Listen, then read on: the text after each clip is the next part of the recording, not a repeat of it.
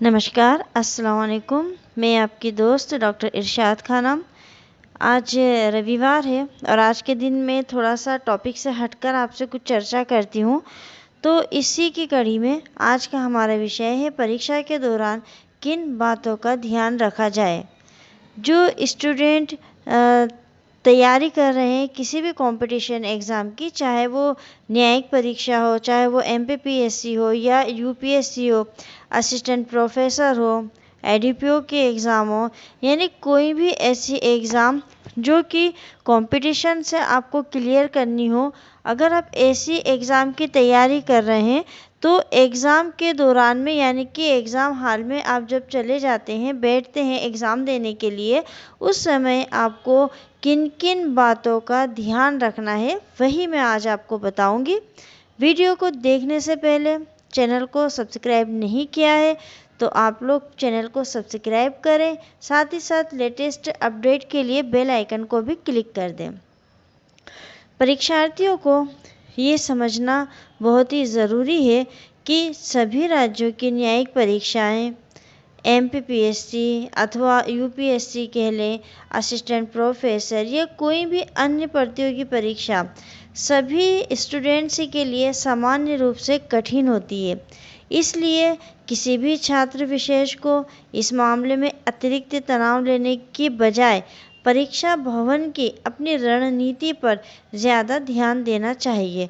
देखिए, सभी लोगों के लिए जो कंपटीशन एग्ज़ाम होती है वो कठिन होती है। मतलब हम अगर ये सोचते हैं कि सिर्फ हम ही ऐसे हैं जिनको कि ये एग्ज़ाम कठिन लग रही है, तो ऐसा नहीं है। जितने भी लोग एग्ज़ाम दे रहे हैं सबके लिए ये मुश्किल होता है। तो यहाँ हमको उस चीज़ से डरना नहीं है कि बहुत सारे लोग एग्ज़ाम दे रहे हैं और पता नहीं सिलेक्शन होगा नहीं होगा। हमें ये तनाव नहीं लेना है। हमें ये तनाव लेना है तो इस बात का लीजिए कि परीक्षा भवन में हमारी रणनीति क्या हो, ताकि हम ज़्यादा से ज़्यादा क्वेश्चन को हल कर सकें। कोई भी परीक्षा सरल या कठिन, ये आपकी तैयारी और आपकी रणनीति और आपकी मनोदशा के अनुरूप ही होती है। यदि आपकी तैयारी बेहतर है और परीक्षा भवन की रणनीति सशक्त है तो आपकी मनोदशा कभी भी परीक्षा को लेकर तनावग्रस्त नहीं होगी। अतः डरना छोड़कर लड़ने के लिए तैयार रहें। संभव है कि परीक्षा से एक दिन पहले छात्र तनाव महसूस करें। चूँकि ये सबके साथ होता है, अतः इसे लेकर बहुत ज़्यादा परेशान होने की आवश्यकता नहीं है। आपको केवल ये ध्यान रखना है कि हल्का फुल्का तनाव सकारात्मक योगदान भी देता है। वैज्ञानिकों की अगर हम बात करें तो उनके अनुसार एक निश्चित स्तर का तनाव हमारे निष्पादन प्रदर्शन को बढ़ाता है। अगर हम तनाव लेंगे तो हम अपने प्रदर्शन को, अपने एग्ज़ाम को सीरियसली लेंगे तो हमारा रिज़ल्ट भी अच्छा आएगा। तो वैज्ञानिक रूप से अगर देखा जाए तो हल्का फुल्का तनाव जो है वो सकारात्मक सोच के लिए भी बहुत ज़रूरी होता है, किंतु इससे ज़्यादा तनाव प्रदर्शन को कम भी कर देता है। मतलब कहने का अर्थ ये है कि थोड़ा तनाव या डर आपको सतर्क बनाए रखने तथा लक्ष्य को भूलने नहीं देता है। परीक्षा इसी का नाम है, यानी आपके विवेक की परीक्षा, आपके ज्ञान की परीक्षा और आपकी सतर्कता की परीक्षा। इसलिए इस संदर्भ में फिक्र करने की बजाय इसे सकारात्मक दिशा प्रदान कर जीत सुनिश्चित करनी चाहिए। आपको याद रखना है, हमेशा एक डायलॉग चलता है, डर के आगे ही जीत है। अगर आप डरेंगे तो ही आपको जीत हासिल होगी, लेकिन आपको इतना भी नहीं डरना है कि आप हर चीज़ को, आपका जो कामयाबी है वो उस डर के पीछे रह जाए। अब हम बात करते हैं कि परीक्षा के दौरान आपको किन बातों का ध्यान रखना है। पहला, जैसे आपके पास आंसर शीट आती है, उत्तर पुस्तक आती है, उसके मिलने के पश्चात उसमें दिए गए निर्देशों को आपको ध्यान से पढ़ना है। नियत स्थान पर अपना अनुक्रमांक लिखना है। अगर कहीं नाम लिखने का ऑप्शन है तो आपको नाम लिखना है, हस्ताक्षर करना है। क्वेश्चन शीट के नंबर वगैरह अगर डालना हो तो आपको वो भी लिखना है। तो जितनी भी वो सूचनाएं, जो प्रारंभिक सूचनाएं उत्तर पत्रिका में दी होती है, आंसर शीट में दी होती है, उसको आपको ध्यान से भरना है, लेकिन उसके पहले उसमें दिए गए निर्देशों को पढ़ना है। प्रश्न पत्र मिलते ही प्रश्न को हल करना शुरू ना करें, बल्कि उसके महत्वपूर्ण निर्देशों को पढ़ें। संभव हो कि उन निर्देशों में कोई महत्वपूर्ण और नई सूचना लिखी हुई हो। कई बार स्टूडेंट क्या करते हैं कि जैसे प्रश्न पत्र आता है हल करना शुरू कर देते हैं, वो निर्देशों को नहीं पढ़ते हैं कि 2 में से एक ही क्वेश्चन को उनको करना है। वो 2 क्वेश्चन अगर है तो दोनों को कर देंगे। टिप्पणी अगर शॉर्ट नोट्स हैं, शॉर्ट नोट्स में अगर उन्होंने कहा है कि आपको ये करना है और ये नहीं करना है, तो वो उसको कर देते हैं। कई बार ऑब्जेक्टिव टाइप में जो प्रारंभिक परीक्षा होती है उसमें ऑब्जेक्टिव टाइप के क्वेश्चन में भी कई स्टूडेंट ऐसा करते हैं कि कुछ क्वेश्चन ऐसे होते हैं जो कि जिनको कहें कि जो आंख से नहीं देख सकते हैं, ऐसे किसी स्टूडेंट्स के लिए होते हैं कुछ क्वेश्चन, लेकिन स्टूडेंट जो है उन क्वेश्चनों को भी हल कर देते हैं जो उनको हल नहीं करना है।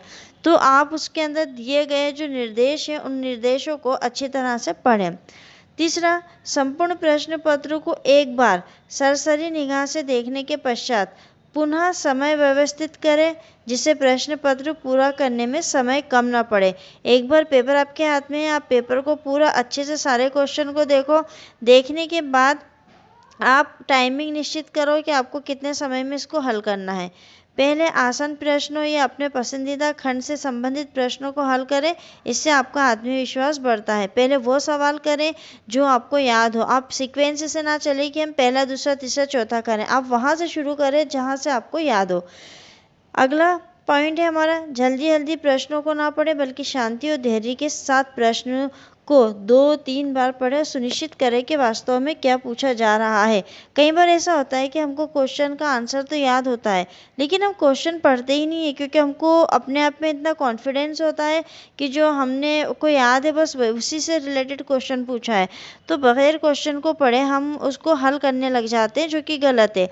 आप क्वेश्चन को अच्छे से पढ़ें, अच्छे से देखें, ध्यान से उसको पढ़ें, और एक मतलब ऐसा ना करें कि बस सरसरी नज़र से पढ़ा और आंसर लिखना शुरू कर दिया। आप ये समझे कि क्वेश्चन में आपसे क्या पूछना चाह रहा है। अगला पॉइंट हमारा, जिन प्रश्नों को आप पहली बार में हल नहीं कर पाते उन्हें टिक मार्क करके छोड़ दें, फिर बचे हुए लास्ट समय में उन्हें हल करने का प्रयास करें।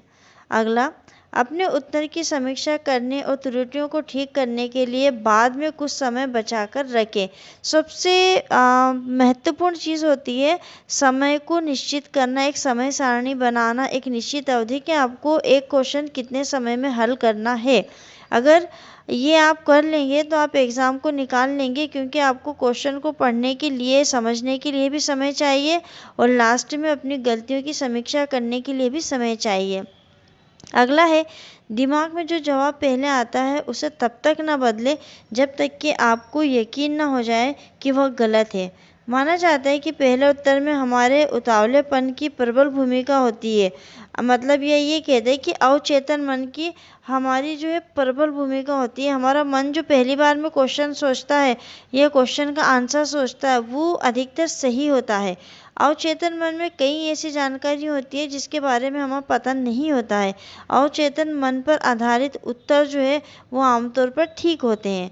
बेशक प्रचलन की भाषा में हम इन्हें तुक्का भी कह सकते हैं। अगला है कि कई छात्रों की आदत होती है कि वो पहले सारे प्रश्नों को हल कर लेने के उसके बाद एक के बाद उत्तर पुस्तक भरते हैं। तो ऐसे छात्रों को चाहिए कि वो हर 5-10 प्रश्नों के बाद उत्तर पत्रक को भरते जाएं। यानी कि जैसे ही आपको क्वेश्चन पेपर मिला तो क्वेश्चन पेपर पे पहले वो सारा हल कर लेते हैं और उसके बाद फिर वो शीट के अंदर भरते हैं। तो आप ऐसा ना करें। 5 या 10 क्वेश्चन उत्तर पे आप टिक लगा लें कि सही आंसर कौन से, और साथ ही साथ आप आंसर शीट में भी उसको फिलअप करते जाएं, वरना आप का क्रम जो है वो गलत होने की या प्रक्रिया छूट जाने की संभावना हो जाती है कि कई बार टाइम समाप्त हो जाता है और पूरी शीट को नहीं फिलअप कर पाते। अगला है, OMR शीट पर गलत गोला अगर भर जाए तो उत्तर को मिटाने हेतु रबड़, ब्लेड, फ्लूट या इसमें से किसी भी चीज़ का आप इस्तेमाल ना करें। ये क्योंकि मना किया होता है, एग्ज़ाम में लिखा हुआ होता है उस शीट के ऊपर कि आपको इन सब का इस्तेमाल नहीं करना है। फिर अगला, निरीक्षक द्वारा दी जाने वाली अटेंडेंस शीट पर अपने हस्ताक्षर करें तथा अपने उत्तर पत्रक पर निरीक्षक के हस्ताक्षर की भी ये देखें कि उसने करें कि नहीं करें, यानी कि अवश्य रूप से उससे भी हस्ताक्षर करवाएं। अगला, प्रथम प्रश्न पत्र की समाप्ति के पश्चात मिले अंतराल में पेपर फर्स्ट के सही गलत प्रश्नों को लेकर ज़्यादा माथापच्ची ना करें। यानी आपका एक पेपर हो गया तो सेकंड पेपर की तैयारी करें, ना कि ये करें कि पहले पेपर में ही आप माथापच्ची करने लग जाओ कि ये गलत हो गया, वो सही था, इतना हमने सही करा, इतना हमने गलत करा। बेहतर यही होगा कि कुछ तरल पदार्थों को इस समय में जो अंतराल आपको मिला, कई बार ऐसा होता है कि एक पेपर के बाद सेकंड पेपर के बीच में कुछ समय दे देते हैं, तो उसमें कुछ आप हल्का फुल्का सा तरल पदार्थ कुछ खा पी लें और पेपर की तैयारी में जुट जाएं, फिर थोड़ा सा रिलैक्स हो जाएं। अगला, पहले और दूसरे पेपर के बीच में जो समय की गैप मिलती है उसे गैप इंशीरिया या फिर से एग्ज़ाम फोबिया का शिकार ना हो, बल्कि अपने आत्मविश्वास को इस दौरान भी बनाए रखें। अगला है, इस प्रकार एक सुनियोजित रणनीति के जरिए परीक्षार्थी जो है वो परीक्षा भवन में अपना सर्वश्रेष्ठ प्रदर्शन कर अपनी सफलता सुनिश्चित कर सकते हैं, बशर्ते वे अपने मस्तिष्क में अनावश्यक भ्रम, चिंता या तनाव को स्थान ना दें। जैसा कि आप सब जानते हैं कि सभी राज्यों की न्यायिक परीक्षाएं हैं, एमपीपीएससी के माध्यम से जितनी भी परीक्षाएं होती हैं, या ये कहें कि यूपीएससी के माध्यम से जितनी भी एग्ज़ाम्स होती हैं, असिस्टेंट प्रोफेसर की परीक्षा है, या कोई भी अन्य ऐसी परीक्षा जो प्रतियोगी परीक्षा के नाम से है, ये जॉब पाने का आपको एक बहुत बड़ा मंच है। इसके लिए उम्मीदवार वर्षों अध्ययन करते हैं, वर्षों मेहनत करते हैं, किंतु कई दफ़ा बेहतर तैयारी के बावजूद परीक्षा भवन में जाने से पहले उन्हें लगता है कि जैसे वे सब कुछ भूल गए हों, उन्हें कुछ भी याद नहीं आ रहा हो तथा दिमाग शून्य सा हो रहा हो।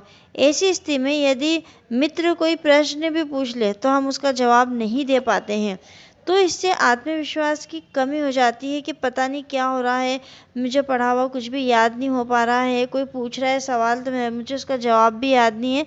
अगर ऐसी कोई कंडीशन होती है किसी स्टूडेंट के साथ तो उसको भी घबराना नहीं है, क्योंकि वो एग्ज़ाम की परिस्थिति ऐसी होती है, दिमाग में एक टेंशन सा होता है, तो ये चीज़ें कई बार स्वाभाविक रूप से हो जाती है। लेकिन जैसे ही पेपर आपके हाथ में आएगा, आप उस स्थिति में आ जाएंगे कि आप उन सवालों के हल कर सकें। तो यहाँ आपको घबराने की कोई ज़रूरत नहीं है। तात्कालिक रूप से परीक्षार्थी को भले ही ये लगे कि सब कुछ भूल गया हो, किंतु वास्तव में ऐसा कुछ भी नहीं होता है। परीक्षार्थी जो रहता है वो पढ़ी हुई सभी चीज़ें उसके अवचेतन मन में जमा रहती है। ज़्यादा अगर वो तनाव लेता है तो तनाव लेने की वजह से वो एक्टिव मोड में आ जाता है, लेकिन परीक्षा भवन में प्रश्न देखते ही उसको सारे प्रश्नों के आंसर याद होने लगते हैं। तो वहाँ आप जैसे परीक्षा भवन में जाओगे तो उसके प्रश्नों से आप कनेक्ट होते जाओगे, कैसे सक्रिय हो जाते हैं ये आपको खुद को पता नहीं चलेगा, फिर आपको सब कुछ याद आ जाएगा। तो आपके दिमाग में अगर ये भ्रम है तो उसको निकाल दें कि मैं सब कुछ भूल गया हूँ। आप याद रखिए कि ज्ञान कभी भी व्यर्थ नहीं जाता है और ना ही उसका लोभ होता है।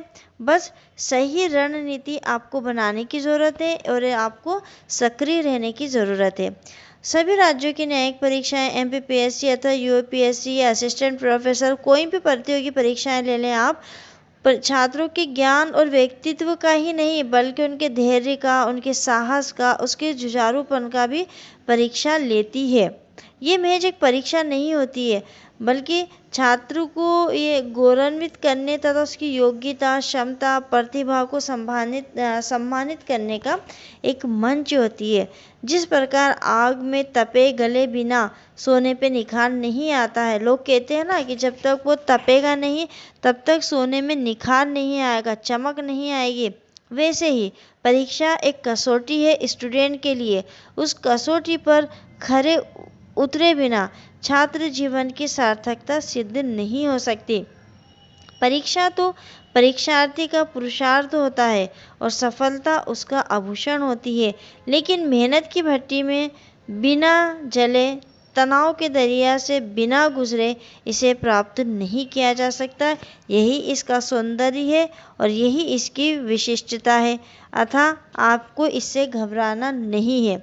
यदि सरकारी नौकरी का, सरकारी मशीनरी का आप एक अहम हिस्सा बनना चाहते हैं तो हौसले भी चट्टानी होना चाहिए।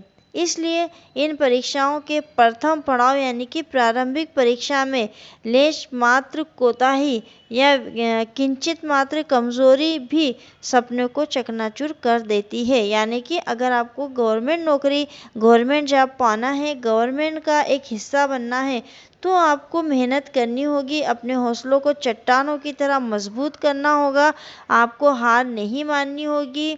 अगर प्रारंभिक परीक्षा में आप कोताही बरतते हैं, आप किंचित रहते हैं, कमजोरी आपकी रहती है, तो ये सब चीज़ें आपके सपनों को तोड़ देती हैं। इन परीक्षाओं में जीतने की शर्त सिर्फ पढ़ाकू होना नहीं होता है कि आप सिर्फ पढ़ाई अच्छी कर लोगे तो आप निकल जाओगे, आपको जुझारू भी होना पड़ेगा। एक कहावत और है कि रणभेरी बजने पर सच्चा सैनिक कभी पीठ नहीं दिखाता। यानी युद्ध की अगर घोषणा हो जाए तो जो एक सैनिक होता है, सच्चा सैनिक, वो कभी भी पीठ दिखा के नहीं भागता है, बल्कि वो लड़ने को तैयार रहता है। संपूर्ण शक्ति समेट कर वो मैदान में डट के खड़ा हो जाता है और तैयारी मुकम्मल है आपकी, यानी कि तैयारी आपकी अच्छी है, रणनीति आपकी अच्छी है, वैज्ञानिक व व्यवहारिक है आपकी रणनीति, तो फिर डर किस बात का। अंतिम समय में छात्रोचित गुण का परिचय दें। सिविल सेवा प्रारंभिक परीक्षा या फिर आपकी जो भी कंपटीशन की एग्ज़ाम की आप तैयारी कर रहे हैं उसको फतह करिए, उसको जीतिए और ये ध्यान रखिए कि जीतता वही है जो अपनी संपूर्ण शक्ति और सही रणनीति के साथ लड़ता है, वरना आधे अधूरे मन से कभी भी पूर्ण सफलता प्राप्त हो ही नहीं सकती है। तो आज का हमारा जो विषय था वो एक ऐसा विषय था जो कंपटीशन एग्ज़ाम के से रिलेटेड था कि जो लोग कंपटीशन एग्ज़ाम की तैयारी कर रहे हैं वो लोग परीक्षा के दौरान में किन किन बातों का ध्यान रखें। यानी कि परीक्षा देने के लिए जब वो कक्ष में जाते हैं, वहाँ बैठते हैं, तो उन्हें किन किन चीज़ों का, किन किन बातों का ध्यान रखना है।